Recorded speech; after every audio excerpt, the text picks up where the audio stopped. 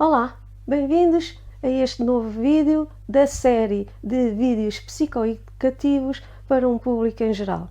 O meu nome é Susana Rodrigues, eu sou psicóloga, psicoterapeuta, formadora e há 30 anos que venho tomando conta da vida emocional e psicológica das pessoas que me procuram. Vamos falar hoje sobre relações amorosas. E quando me refiro a relações amorosas, refiro-me a relações de amor em contexto de casal, em contexto de tríade. Isto não tem importância qual é o contexto em que estamos a falar, e não estamos propriamente só a referir-nos a um contexto de matrimónio. Relações amorosas em geral, que, como sabem, podem até incluir relações com os nossos filhos, relações com os amigos, com os nossos pais, com os nossos animais. Pode incluir um conjunto de relações que nós podemos dar-lhe a conotação de amorosas. No entanto, para o efeito que hoje me proponho, vamos apenas falar das relações entre pares, ou tríade, ou seja o que for, continuo a dizer, mas entre um casal. Fora ou dentro de um contexto amoroso, fora ou dentro de um contexto de namoro estipulado e formal, fora ou dentro de uma relação com as configurações que estamos habituados a dar-lhe, ok? Estamos apenas aqui a cingir-nos ao amor. E o amor é aquilo que cada um consegue dar, não é? Consegue configurar. Todos nós temos uma noção diferente do que é a nossa vida amorosa. Todos nós estamos numa determinada zona da nossa vida amorosa que é particular, diferente das outras pessoas. No entanto, acontece, e não é assim tão infrequente, que haja alguns padrões que se vão repetindo em determinados contextos e que fazem com que muitas vezes nós consigamos perceber que, se há este determinado tipo de padrões, para os desfazer, se eles forem disfuncionais, é necessário uma determinada intervenção muito específica. E para isso existem os terapeutas de casal ou os terapeutas de família. Tudo depende como é que a pessoa deseja trabalhar e quais são as pessoas envolvidas. Mas vamos dissecar então um bocadinho esta questão da relação de casal. A partir de agora vou chamar casal, como eu acabei de dizer, pode não ser um casal, podem ser mais pessoas, e também não estamos aqui a especular se é homem-mulher, se é homem-homem, mulher-mulher, por aí fora. O que estamos aqui é a falar de amor, e o amor é possível em todas as configurações. E, portanto, para efeitos práticos, eu vou falar a palavra casal e provavelmente vou cingir-me muito à palavra homem e mulher, ou esposo e esposa, mas é apenas para efeitos práticos. Muitas vezes nós, em contexto de consultório, encontramos pessoas que nos trazem padrões disfuncionais de relação amorosa que repetem ao longo da sua vida. O que é que eu quero dizer com isto? É vulgar mulheres ou homens que nos procuram trazer histórias da sua vida amorosa, e às vezes repetitivas, mais do que uma, ao longo do seu desenvolvimento enquanto adulto, ou adolescente, adulto, por aí fora, que são sempre semelhantes. Um exemplo, é vulgar aparecer histórias de abandono e histórias de rejeição repetitivas. Dizia-me uma paciente que há uns anos, em lágrimas, é sempre a mesma coisa, todos os homens que eu escolho acabam por me rejeitar e abandonar. Porque é que eu estou sempre a repetir as mesmas coisas? E enquanto não é feita uma história de trabalho profundo, progresso, ao longo destas etapas do desenvolvimento desta pessoa, em que ela repetiu estes padrões, enquanto não entendemos o que é que está a acontecer, que faz com que esta mulher resgate alguns traços, alguns núcleos da sua personalidade, do seu caráter, da sua história, ou da vivência com os seus parentes, com as pessoas de referência, as pessoas que foram significativas na sua vida educativa e amorosa e emocional, o que é que faz com que elas repitam no presente esses padrões? Temos que fazer sempre esta viagem para que a pessoa depois entenda que para conseguir mudar este padrão, conseguir sentir-se atraída ou atrair pessoas que hipoteticamente não a vão abandonar, ela precisa de fazer uma alteração profunda na sua própria maneira de estar na vida, na sua própria maneira de encarar as relações, e terá também que fazer uma reformulação de alguns dos seus núcleos que a impedem de ser feliz. Vamos, por exemplo, à história de um hipotético paciente. Vemos que na sua história de rejeição e abandono por parte dos parceiros ou das parceiras que já teve, há de facto um certo núcleo que eu chamo o núcleo de Calimero. Algures na sua história sentiu-se sempre a mais na família. Sentiu-se, por exemplo, sempre uma pessoa pedinte de amor. Ou seja, a mãe, o pai, ou a madrasta, o padrasto, a madrinha, as pessoas de referência, ou até eventualmente uma instituição, se for o caso, deram tudo o que puderam, foram francamente, sacrificaram-se francamente em prol da educação desta criança, mas deram-lhe sempre um impulsor, um script, ofereceram sempre um guião relacional a esta pessoa de que a vida é difícil, as relações são difíceis, ela é uma pessoa que está um pouquito a mais na família, é diferente dos demais, veio fora de horas, vamos imaginar. Tu não estavas planeado, mas pronto, a mãe e o pai depois receberam-te muito bem quando tu vieste, porque também já não havia nada a fazer, tínhamos 40 e tal anos e íamos fazer um aborto, nem pensar. Portanto, só este tipo de conversa, que possa ter acontecido uma vez, ou sistematicamente, que ainda é pior, pode fazer com que a pessoa se sinta sempre a mais no mundo. A leitura que faz da relação que mantém com os pais, da relação que mantém com as pessoas de referência ou significativas na sua vida, é sempre uma relação em como se fosse o pintainho preto no meio da ninhada dos pintainhos amarelos. E neste contexto, a pessoa aprende a viver em termos afetivos e em termos emocionais, e atenção, aprende a vivê-lo e às vezes muito à sua própria custa, porque está praticamente sozinha, independente nestas questões, e o que acontece é que atrai sempre pessoas que à partida ela lhe sugere que serão contentores, protetores, pessoas que lhe vão dar aquilo que ela não teve, que vão sanear, como eu costumo dizer, a problemática amorosa do passado que não foi satisfatória. E aqui, quando falamos amorosa do passado, tem a ver com as relações do passado, não nas relações de conjugal, mas nas relações em geral.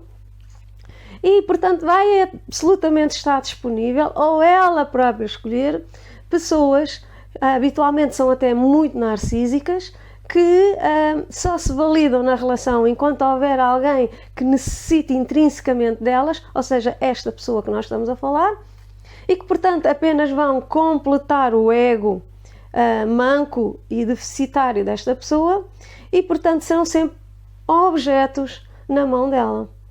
Por seu lado, esta pessoa vai idolatrar alguém que de algum modo parece amá-la e que se aproximou, ou se deixou aproximar, e que parece que a ama incondicionalmente. Onde é que alguns de vocês já ouviram esta história? E parece que sem este amor, esta pessoa não consegue viver, como se só a relação amorosa a pudesse validar. Este é outro erro nas relações, é que nós pensamos, e muitas vezes acontece no contexto de relações onde há violência doméstica, onde a pessoa é violentada, é batida, é maltratada psicologicamente e por aí fora, e a pessoa deixa-se ficar às vezes um pouco masoquistamente nisto, porque se sente encurralada, sente que se perder este amor, que é uma estranha forma de amor, dirão vocês, ou alguns de vocês, mas sendo que se perder este amor, fica sem chão. O que é um facto. Se a pessoa perder a relação que tem com este homem ou com esta mulher que o maltrata, parece que fica sem chão. E às vezes é entre duas coisas, entre duas violências, a mulher ou o homem, habitualmente é mais mulher, é o padrão mais comum, escolhe aquela que é menos dolorosa, que é manter-se na relação e deixar-se masoquistamente maltratar. Obviamente não há masoquismo sem sadismo, portanto depois estas pessoas acabam por ter outras áreas da sua vida em que têm que ter algum lado mais, não digo maquiavélico porque é muito forte, mas um lado mais perverso, e às vezes é consigo próprias, outras vezes é com outras pessoas, com os filhos, com um animal ou com um colega de trabalho, não interessa, onde se desforram, entre aspas, onde reparam com um mecanismo de defesa não é, eu ia dizer inespecífico, mas não, com um mecanismo de defesa que não é eficaz, ou seja, ineficaz, acaba por se completar com a outra faceta do masoquismo, que é o lado mais perverso. Mas sobre esse assunto nós falaremos mais tarde. Todos nós temos um núcleo perverso, todos nós temos um núcleo masoquista, já falámos nisso quando falámos nos traços de personalidade e, portanto, uns mais ativos, outros menos ativos, convivemos com isto no dia-a-dia, é normalíssimo, mas quando há fatores desenvolvimentistas ou circunstanciais, situacionais, que nos obrigam a ativar os nossos núcleos, eles tornam-se muito prementes, não é? Efervescentes, tensos e vêm mais à tona d'água.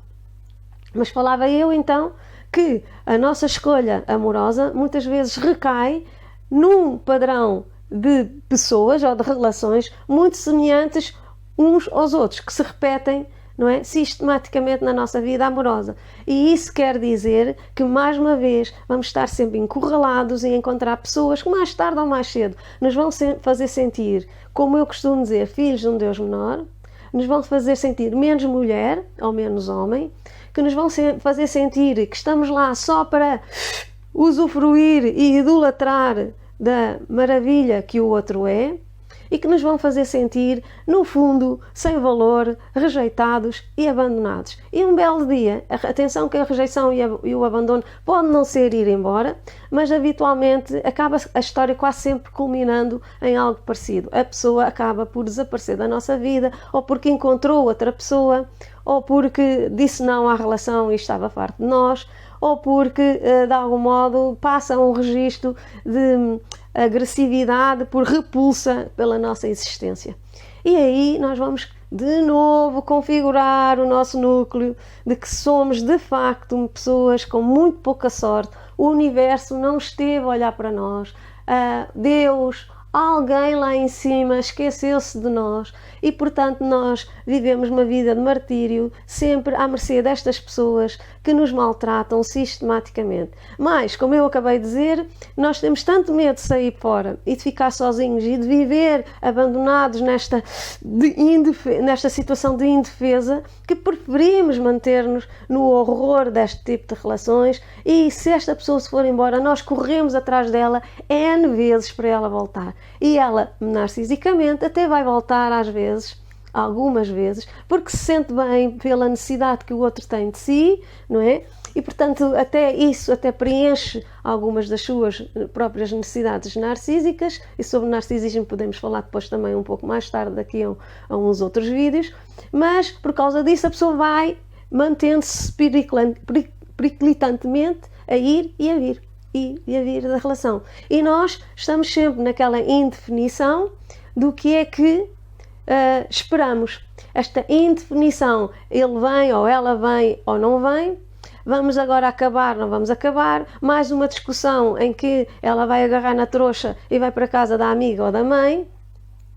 Eu vou evitar as discussões que é para isto não acontecer e às tantas as nossas necessidades ficam todas camufladas, coartadas, como eu quero dizer, assim, completamente torcidas, muito bem, não é?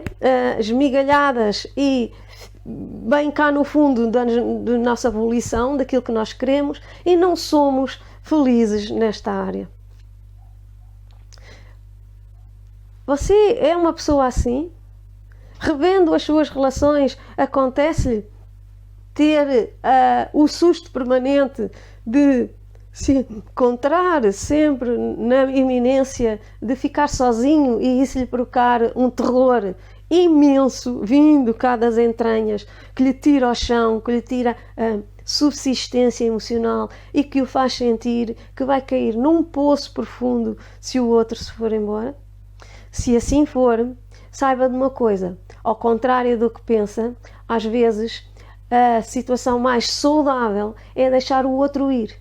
É sentir mesmo ficar sem chão, é perceber a nossa necessidade oral, não é? A nossa dependência do outro, que contornos ela tem, de onde isso vem e como é possível que nós consigamos dar um pontapé a esta história e reedificar recursos, reedificar o nosso eu, encontrar recursos para que consiga ser uma pessoa que gosta de si própria, que se autovaloriza enquanto mulher, enquanto homem, que consegue perceber muito bem o que quer e, mais do que isso, escolher o que quer. Este é um grande problema, é que muitos de nós não escolhemos o que queremos porque nem sequer sabemos o que queremos. Portanto, estamos disponíveis para qualquer tipo de relação, sobretudo uma em que nós nos sentimos finalmente acolhidos e amados, o que às vezes é uma simples ilusão, porque o acolhimento e o amor podem não ser o tipo de acolhimento e o tipo de amor que nós queremos para nós. Portanto, este nosso lado também oral, que suga o outro, que precisa do outro implicitamente para existir, é um lado que também tem que ser reestruturado. Porquê? Porque nós podemos precisar do outro e é verdade que nós temos relações, as relações humanas são aquilo do qual depende intrinsecamente a vida emocional humana, nós organizamos na relação. E como eu costumo dizer, sem vida, sem relação não há vida mental nem vida emocional estruturada. Portanto, ao longo de todos os milénios em que a vida humanoide se foi estabelecendo em nichos culturais e societais, se definiu que o homem precisa de viver na relação. O homem, eu que falo no homem enquanto ser humano, não é? E, portanto, nós todos reproduzimos esse padrão e temos a sensação que não conseguimos viver como um homem das cavernas, sozinho lá no meio de uma montanha dentro da caverna, ou como Enfant Sauvage, por exemplo, do François Truffaut. Quem quiser ver o filme, ele está disponível até na net, é um filme a preto e branco. Mas pronto, é um filme muito antigo. Se quiserem o exemplo mais engraçado disto tudo e que foi levado de maneira muito inteligente para a vida contemporânea, é o Mowgli, a criança da selva, não é? Ou eventualmente o Tarzan. Pronto. E nessa situação nós vemos que alguém ou pessoas que não vivem com relações humanas, mas vivem, por exemplo, com relações com animais, têm outros padrões de comportamento, habitualmente os que absorveram das relações que lhe foram dadas, não é? Por exemplo, no filme do Enfant Sauvage, a criança que foi encontrada pelo psicólogo e cineasta François Truffaut no meio da selva tinha padrões de caminhar, de mobilidade igual ao dos animais de quatro patas, porque era no meio dos animais de quatro patas que esta criança vivia no meio da selva e não como pessoas humanas. O paradoxo disto é que esta criança foi considerada inapta em termos emocionais para viver na sociedade humana, considerou-se que tinha uma psicopatologia, portanto que tinha uma patologia, uma doença na área psíquica, e foi internado em instituição a condizer. Estão a ver a perversidade do pensamento humano quando entende que alguém que não segue os mesmos padrões que nós é de facto alguém aberrante, bizarro ou fora da caixa. E, portanto, por causa desta questão do fora da caixa, voltando às relações amorosas e conjugais, por causa desta questão de um sentir-me fora da caixa, de sentir-me diferente das minhas amigas, todas elas têm um marido, um namorado ou uma relação estável, e eu passo a vida no casa-descasa, casa-descasa, e o descasar e casar também, entre aspas, que não quer dizer casamento formal sempre, que não é só disso que estou a falar, mas passo a vida no larga e encontra, apaixono-me, sou amada, não sou amada, abandonada, e por aí fora. E portanto sinto-me sempre diferente. Lá vou eu de novo contribuir para mais uma acha para a fogueira, contribuir para o meu pensamento, para a minha crença irracional que eu sou uma pessoa que não merece. O que é que eu terei feito na minha vida? Que valor é que eu tenho para que ninguém goste de mim e toda a gente me abandonou? Porquê é que a maior parte das pessoas me rejeita? Provavelmente porque eu faço qualquer coisa errada. E isto é muito, muito importante de compor na vida relacional das pessoas, na vida emocional das pessoas, para que elas um dia venham a perceber que têm muito mais valor do que aquele que lhes é só alegado pela relação. Nós não nos validamos só na relação com um homem ou com uma mulher, não interessa. Nós validamos também com o amor próprio. Muitas vezes eu digo aos meus pacientes, antes de amar e ser amado, você tem que se amar a si próprio. Tem que gostar, tem que aprender a dar valor àquilo que sabe, a dar valor àquilo que pode, a dar valor à sua capacidade de se reerguer e de fazer coisas sozinho, à sua independência. É uma pessoa que pode mostrar cartas em muitas áreas e você não sabe, e o que lhe falta mesmo é acreditar que consegue. Perdão. E nesse sentido, o trabalho que há a fazer com este tipo de pessoas é validá-la enquanto pessoa que se auto-ama a si própria, validá-la enquanto pessoa que tem valor para a sociedade, valor para os seus filhos, valor para os seus animais, valor para gerir a sua vida, valor profissional e na carreira, mas que com o tempo, de maneira respirada, pausada e refletida, poderá de facto estar disponível, e aliás tudo depois acontecerá em cascata, a pessoa estar mais aberta, disponível para o que o mundo traz, para as relações que lhe apareçam, vai ser muito mais selecta, intuitivamente, nem sequer é pensado, e se for ainda bem, se for pensado melhor, mas vai estar muito mais aberta, receptiva, a que as relações que venham ter consigo sejam apenas aquelas que a nutrem, que lhe dão valor de si senhor, e que ela pode também dar valor ao outro, em que ela poderá resgatar dentro de si própria todo o seu lado ternurento e amoroso, todo o seu lado sensível, todo o seu lado especial que nós conotamos com o amor, e que isto seja uma relação de reciprocidade oleada entre o dar e o receber e o dar, que às vezes tem retrocessos, depois tem algumas reparações, reestruturações no meio, e continua, e vai oleando, e vai andando, e às vezes até poderá acontecer, chegar a uma determinada altura do campeonato e se verificar que as pessoas não se reajustam, e então procura-se outro, mas que isto não seja um padrão e esteja disponível para dizer não às coisas que não lhe agradam. E esta é outra questão dentro das relações amorosas, é porque nós temos tanto medo de ser abandonados que às vezes não dizemos não àquilo que nos faz muito mal, mas temos que aprender com o auto-amor que tudo o que me intoxica emocionalmente, tudo o que me faz mal, eu tenho que dizer não. E mais vale dizer não a uma relação tóxica ou violenta, e o violento às vezes não quer dizer só a violência física, não só disso que eu estou a falar, mas mais vale dizer não a uma relação de violentação psicológica, que eu me sinto violentada na relação e não aceito naquilo que eu sou. Mais vale dizer não ao sofrimento e continuar em frente, sozinha, reestruturando-me, ou sozinho, reestruturando-me, encontrando padrões de amor para mim própria que me ajudem a reerguer da lama de maneira desenxovalhada e com coragem, não é? E com dignidade, e seguir em frente até haver a possibilidade de ou eu ativamente encontrar alguém, ou apenas acontecer, não é? Quando estamos mais disponíveis é quando as coisas acontecem, ou há muitas pessoas que dizem é quando o universo me dá um presente, e aí eu encontro num contexto menos esperado ou algo que o valha, alguém especial que realmente está lá para mim e que me permite também não estar na relação só a pedir amor, mas a dar-me.